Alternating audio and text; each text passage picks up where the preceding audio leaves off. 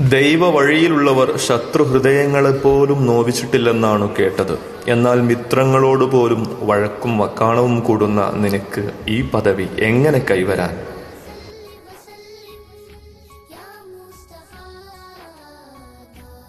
പ്രിയപ്പെട്ടവരെ, പ്രമുഖ പേർഷ്യൻ സൂഫി കവി സഅദി ഷിറാസി തന്റെ ഗുലിസ്ഥാൻ എന്ന കവിതാ സമാഹാരത്തിൽ എഴുതിയ ഏതാനും ചില വരികൾ സമകാലിക സാഹചര്യത്തിൽ വളരെ പ്രധാനപ്പെട്ട വരികളാണ്.